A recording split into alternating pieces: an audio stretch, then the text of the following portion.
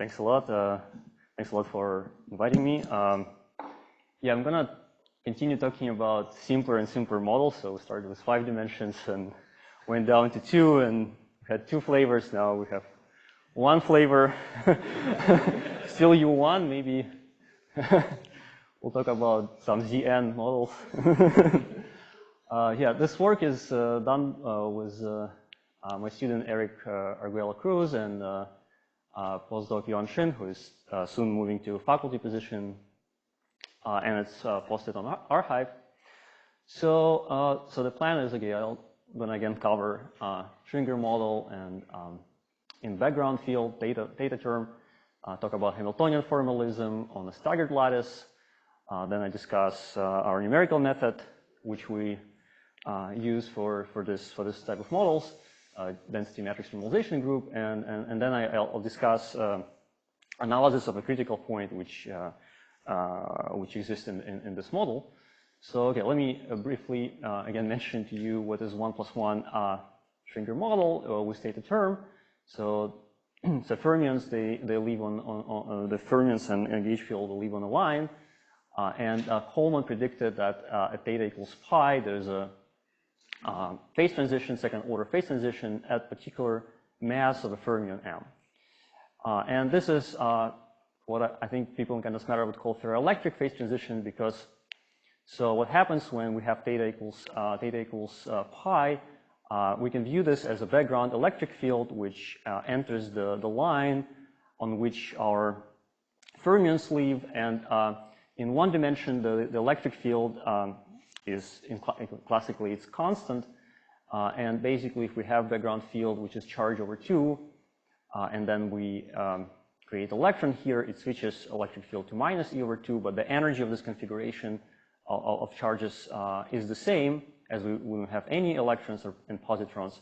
Therefore, these states cause 0 energy, and they're called, Coleman called them half asymptotic states. But the important rule is that the electron has to be followed by positron, and positron has to be followed by electron, and so on. And when mass of our fermions, electrons and positrons, they're less than critical, they can sort of they have to satisfy this order, but they can flow sort of randomly in this 1-dimensional interval. But if we increase mass, there's a second order phase transition, and basically they sort of polarize. And we either have electric field, total electric, average electric field in our system, which points left, or electric field which points right. So electric field is an order parameter in the system. So it's a Z2 phase transition, but it's not, as we used to in the Ising model, it's not magnetic, but it's electric. So that's interesting. Minor comment. But Coleman saw this, predicted this phase transition easily applying bosonization to this model. So if we bosonize this model, we have boson in this effective potential. And even classically, we can just classically plot this potential and see if we increase a mass term, potential develops 2 wells. And this is a sign of a Z2 phase transition. All right, so that's the kind of theoretical part, which is sort of quite simple. But we would like to test this numerically, so we proceed and put our system on a lattice. And let me briefly review this, the idea. So let's start with just only 3 fermions. And we would like to, so this is the Hamiltonian, and Dirac equation is just this commutator between psi and the Hamiltonian. So in components, this Dirac equation reads like this. So it's a 2-dimensional differential equation. And the idea of Kogut and Susskind is to put it on a staggered lattice where we assign side for odd fermion or even fermion, and odd side is assigned for down fermion, like that. So we have this discrete now creation and annihilation operators of odd and even fermions, and the lattice Hamiltonian for just free fermionic field is this. So the mass term, which I called M lattice, is alternating between sides, and this is a kinetic term, the hopping term. So, and we can clearly see that these discrete equations, they reproduce continuum equations. So that's very simple. So the gauge field, now when we add the gauge field to the system, it will live on links of this lattice, so we have electric field, which is this differential operator, and vector potential is this angle variable. And the whole model on the lattice, on a staggered lattice, has this Hamiltonian. And okay, so let me make a few remarks. So basically, okay, so the empty blue side represents a positron, and if we fill this side, we get charge 1. The red side represents an electron, and if we empty this side, it will have charge -1, right? So that's the configuration. So if we fill it as electron, if we fill it as positron and electron. And first, I want to make a comment that basically there are many ways to put the model on the lattice, and even in this at this level, one can ask, for example, a question: why do we have electric field which is within the electron and positron, right? So in the staggered fermion model, we treat fermionic field as two sides of electron and positron. But so maybe we could say that there's no electric field between them, but only there's electric field. We can basically think about electron and positron as a dimer, and maybe we dimerize and put electric field between these dimers. But in this model, our electric field links, which lives on links, is everywhere. So it's kind of within the electron itself. I think the answer is that all ways work, but some ways work better numerically. And if we, this way preserves translation symmetry, if we assume electric field on links. And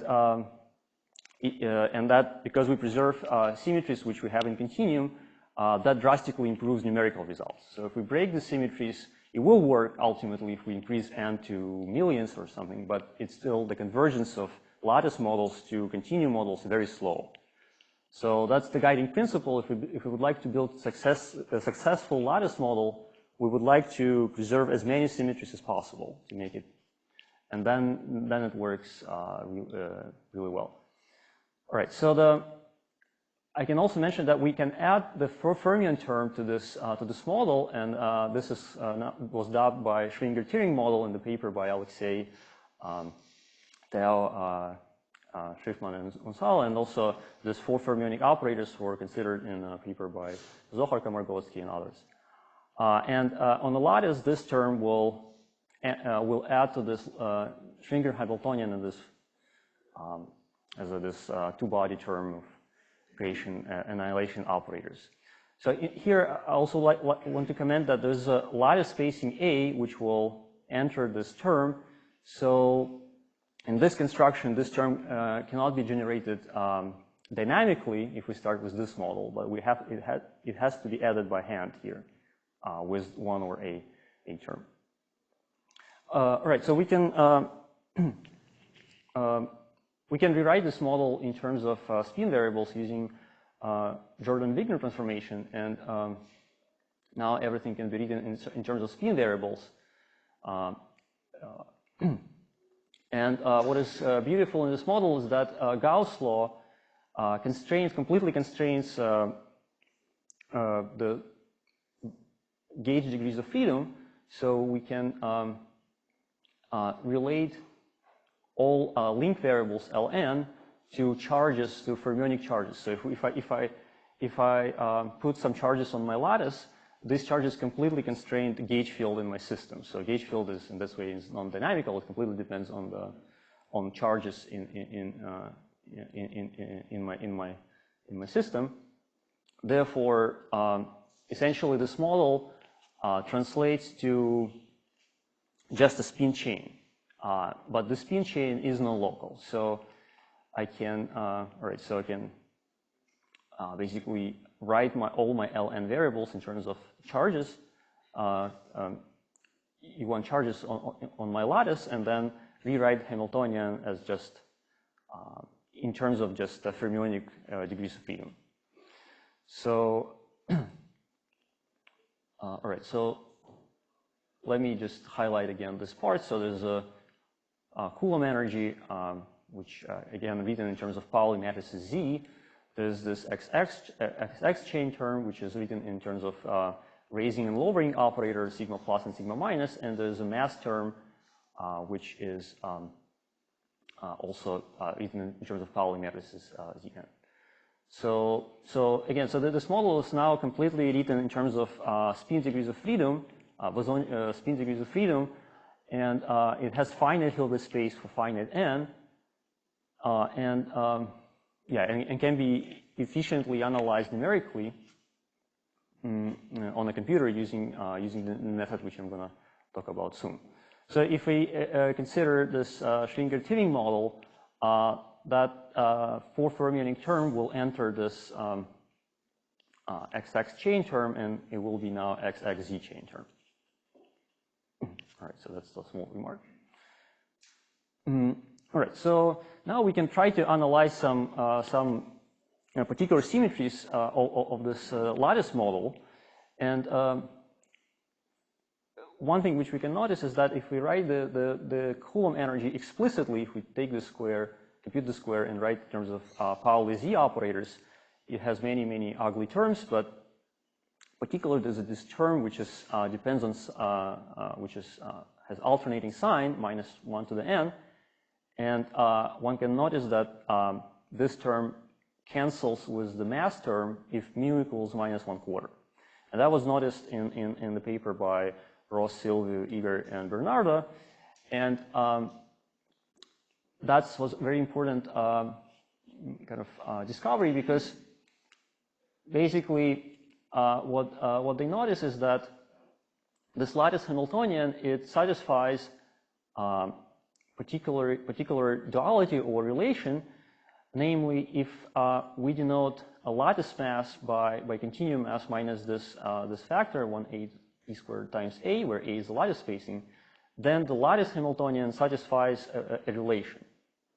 So this relation tells us that the Hamiltonian with theta term and mass m has exactly the same spectrum as the Hamiltonian with theta plus pi and minus m. And this is a remnant of chiral rotation of continuum model by angle pi over 2.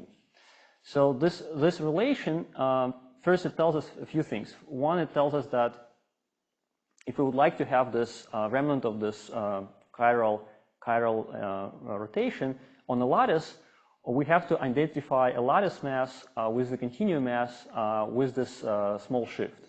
And the shift, because it's proportional to lattice spacing A, disappears in continuum. But it's very important on the lattice model, because it improves convergence of computation significantly. And also it tells us that the phase diagram if you think about Schwinger model phase diagram as an m and theta in an m and theta plane, then there's a phase transition and this m critical point at theta equals pi, and there's a first order phase transition across this line. But there's identical phase transition at minus m critical, but at theta equals 0. So there's so basically we don't need to study numerically this region, because this region connected exactly to this region through this exact relation. All right. So this relation is working when we consider periodic boundary conditions. So we formulate our model on a circle. But in open boundary conditions, that also this type of relations also exist, but they're a bit more complicated. They now exist between Hamiltonians in a different charge sector, and this P and Z are spatial parity and spin parity operations. But this idea of mass shift works in both cases, and we utilize it to make convergence of numerics way better than without it. So so let me talk about how we're going to study this model. So we studied with the density matrix normalization group, which we already discussed in the previous talk.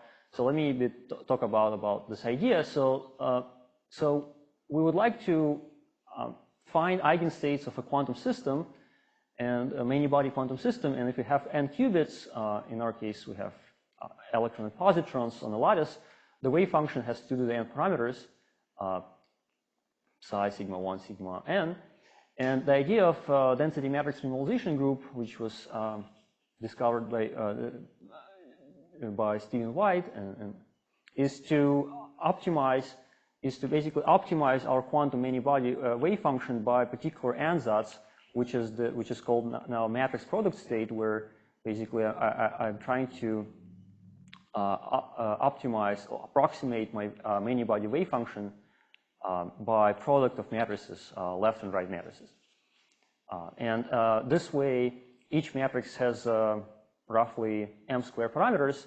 So this way I encode exponential number of parameters 2 to the n into the polynomial number of parameters of these matrices, 2n times m², roughly.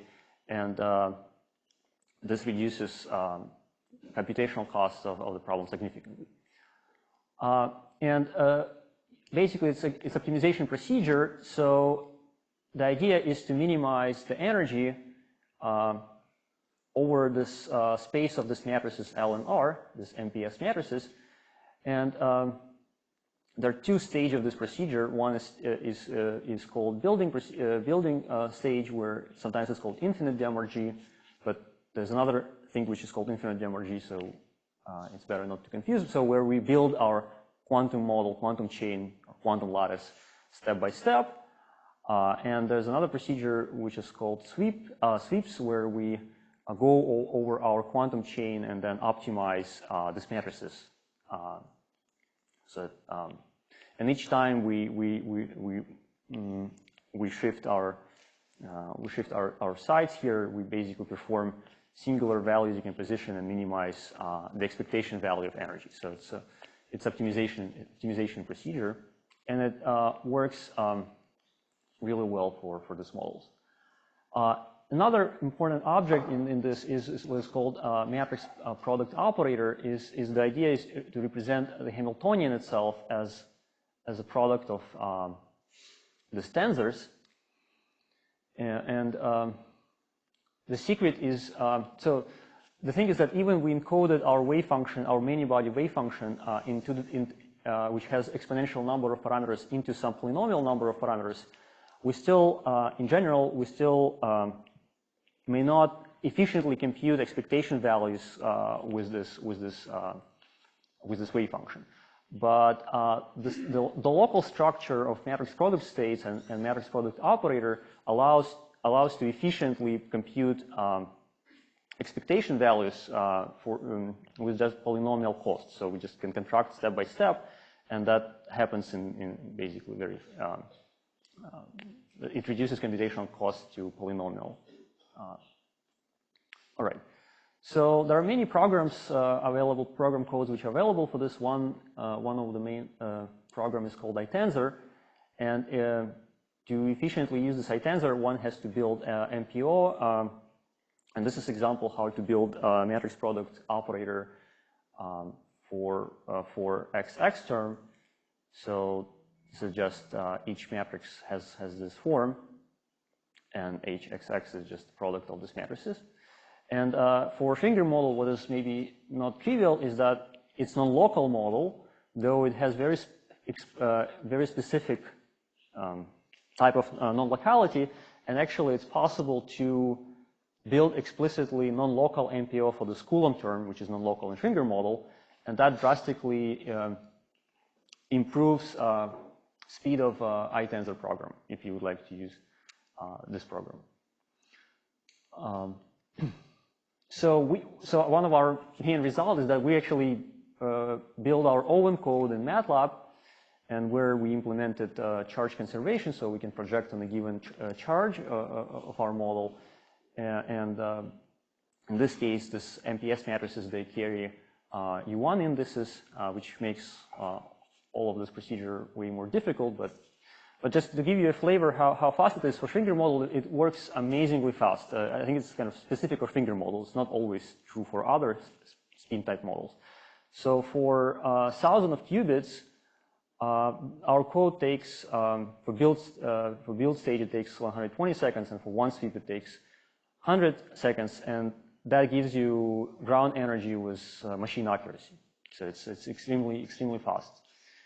All right, so that's how this works. So now we can use this to search for a critical point and try to identify the critical mass with high precision. So the first we utilize this idea of finite size scaling, which was originally developed by Fisher and Barber, and when it's applied to Cardi formula,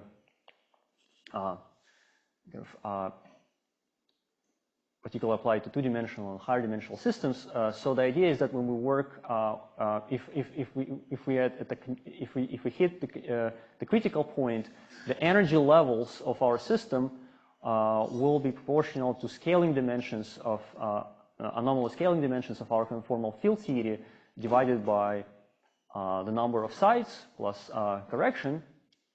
So basically, energy levels of our lattice model tells us information about CFT.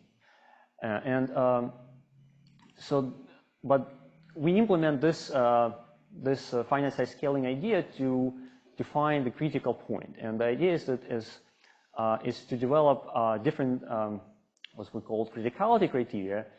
And there are many criticality criteria, and one which we used is that basically just using this finite size scaling formula, we can say that the gap between first excited state and the ground state at system size n is exactly equals to this gap when system has size n plus 1.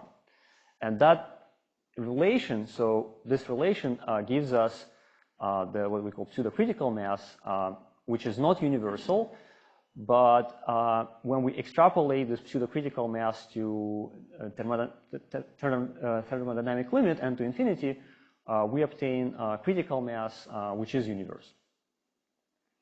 And the lattice finger model has a critical point for any x. So x is this parameter, which is 1 over charge squared times lattice spacing square. And for any x, the lattice finger model has a critical point. So it's, if you wish, it's a line of critical points. But of course, if we would like to go to continuum limit, we have to take a to 0. All right. So, but there are other infinitely many criticality criteria. For example, another criticality criteria we used is that the energy gap between the second excited state and ground state divided by energy gap of the first excited state and ground state is equals to phi. I'll explain below why it's phi.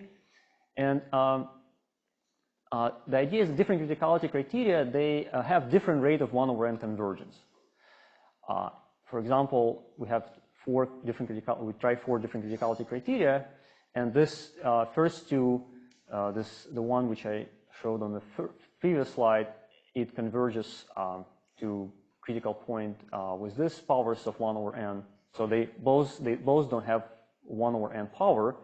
They start with n squared, but even this convergence is different. So, for example, this criteria C2 has better convergence, but they're supposed to give the same universal critical mass when n goes to infinity. So ideally, one would like to find the criteria which has higher powers of n. For example, you can try to find the criteria which doesn't have n squared termed, and convergence presumably will be even higher. All right, so then we can, of course, compute critical mass for different parameters x, and then approximate to continuum limit taking x to infinity and getting the critical mass with high precision. This is the plot where we show the critical mass as a function of x. So this is the line of critical point. So for any x, there's this critical point. We also basically analyze this effect of four fermion coupling, and adding this to our model shifts the value of the critical mass. And so this is just a plot how the critical mass changes with this lambda when lambda is small, around 0. So, but for any small lambda, the criticality is still in the model. All right. So let me now talk about energy levels of this Schwinger model at the critical point. And I'd like to start with just the energy level of Ising model, because we know the Schwinger model has this Ising criticality. So the Ising model is the simplest Ising model on the lattice quantum Ising model in transverse magnetic field, has the simple Hamiltonian built out of Pauli matrices X and Z. And here I wrote the Ising model, which has open boundary conditions. So this, there's no term which connects Z1 with Zn. And in case of the Ising model, we know the critical point exactly because it's fixed by Kramers-Wannier duality, and we can plot the spectrum of the Ising model as a function of this transverse magnetic field G, of the coupling G. And when G is large, we have paramagnetic phase where spins align along x direction, but when x is small, we have a ferromagnetic phase where we have two exponential degenerate ground states. One has spin up and another has spin down. If we so this was energy gaps, but we can plot also energy ratios, the ratio between energy gap between case level and ground state, and divided by energy gap between first excited state and ground state. And then at the critical point, this energy gaps, this ratio of energy gaps basically will go over particular numbers. And these numbers here, it's 1, 3, 4, 5.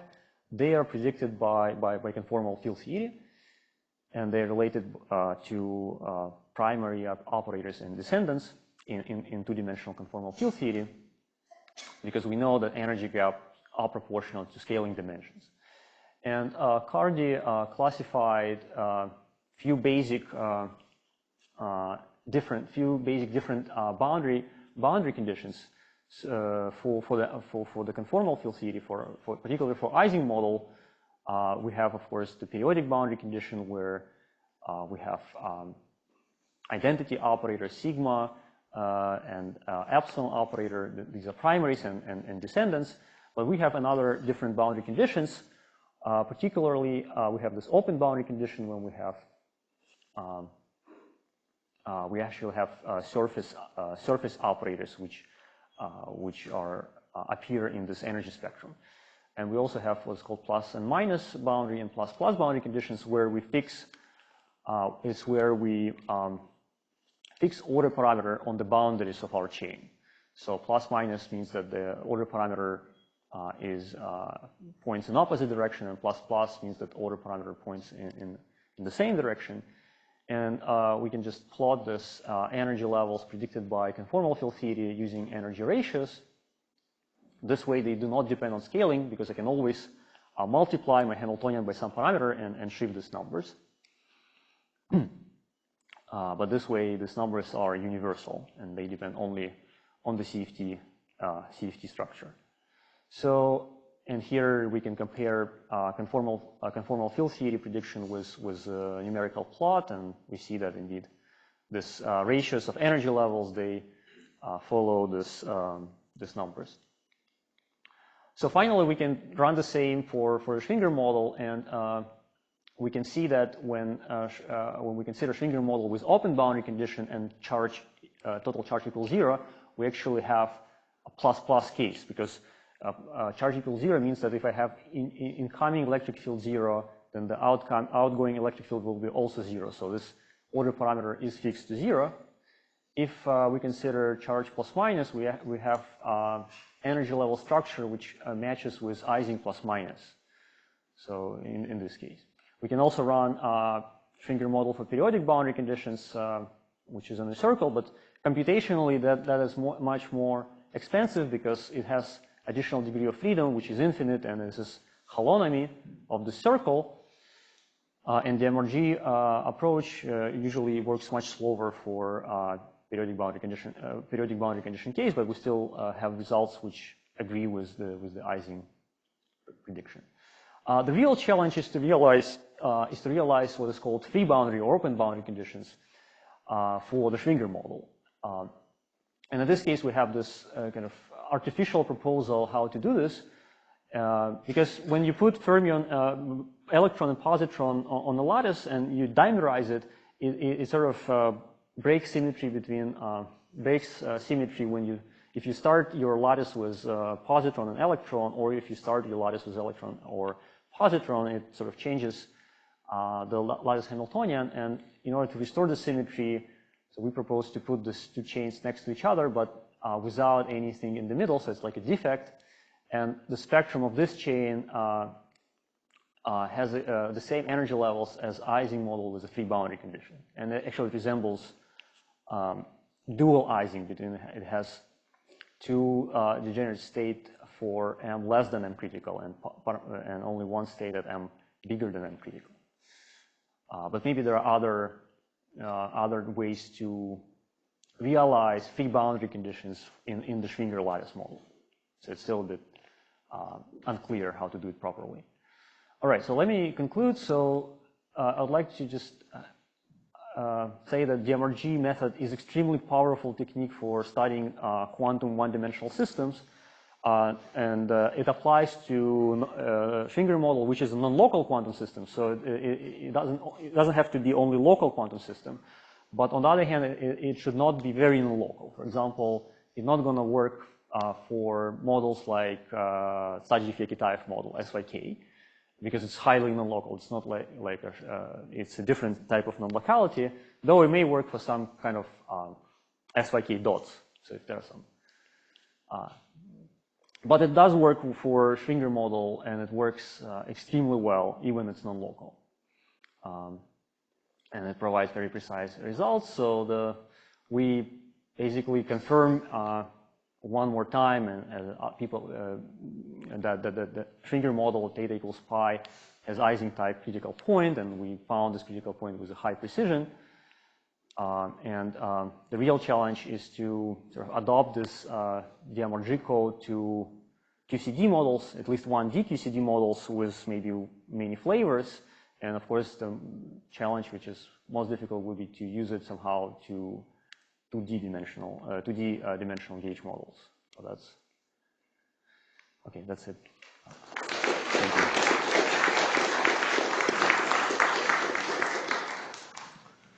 Thanks a lot.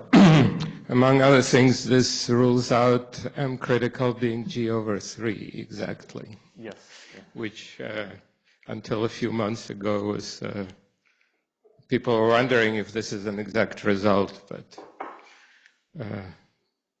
5 replaced the 4. Well, I mean, one could imagine that there is some version of Kramer's some sort of symmetry that was selecting this value, but alas, it's not the case. Yes. So the Schwinger-Turing model sounds like you should be able to find within it a critical line for a free boson of an arbitrary radius. And have you? Yeah, it looks so. It's so when lambda becomes large, something strange happens. So we're actually still working, trying to understand better how this perturbation affects the model. But well, yeah. But in general, DMRG allows you to completely understand everything that happens for any lambda. Anyway, my challenge to you is that line is part of another line which has an orbifold line which runs into it. Yeah. And then there are these isolated ones that are obtained by modding out by discrete subgroups of SU2. So if you can find those, I'll be really impressed. Yeah, it seemed like lambda was bounded by 1, right? Because then you would get xx z beyond the critical region, right? We'll look quickly numerically when lambda becomes large and something happens with results, so still it's still very raw. Yeah, there is the place where the effective radius, I guess, hits 0, and beyond that it's hard to do. Right.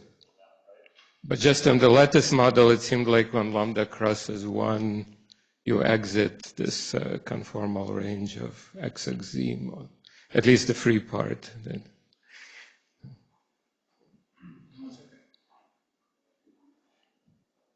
It's kind of probably partly terminological question, but still, when you talk about this phase transition, like, I'm trying to, we were talking about the phase transition, say, using more, it was a temperature, right? So we are going there. So when you are changing theta, it's kind of different universes, a super selection, right? So there's not, in this sense, okay, you can still call it phase transition, or maybe I'm wrong that it could be understood as a normal phase transition. Normal, I mean, this function of temperature or some parameters with a given theta. So if theta is fixed, so if it, okay, let me go back to this plot. It was at the very beginning of your talk. Yeah. Yeah, so if theta is pi, right, so if you move along this red line, right, so you will have second order phase transition when you hit this critical mass point, right? Yeah, within theta equals pi. But, so you believe that theta should be considered as a, in the same way as, say, change in temperature, or, because in this way, I believe that given theta, it's like different, it's a given universe, right? It's a given theory, right? So when you have a change in theta. You mean the like crossing from here to here, changing theta, not mass, not mass. But you have, so you are changing. You are saying that instead of theta, you can change something else? No, I mean, if you fix theta to pi and then you just move mass from small to large, then you will hit the critical point. But you can also fix mass and then move from here to here. So it's a function of mass. Yes, here, if I fix theta equals pi and then I move mass, okay. But I can also move across, I can fix mass and then move like from here to here, then it will be first order. Okay, thank you. So you mentioned you've developed a very powerful new numerical package to do this stuff, which sounds amazing. Is it open source, or is it going to be? I forgot to mention, so it will be open source. We plan to write a separate paper explaining all the details and publishing all the codes, and everyone can. GitHub maybe, or something like that? Okay. Yeah. Awesome. Thank you. More questions?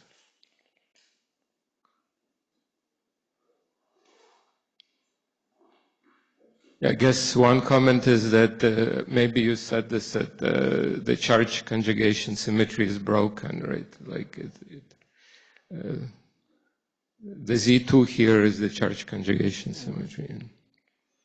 Yeah, so it's flip electric field from left to right in this case. Yeah. Okay, if there are no more questions, let's thank Grisha again. And now we have lunch until 2 p.m.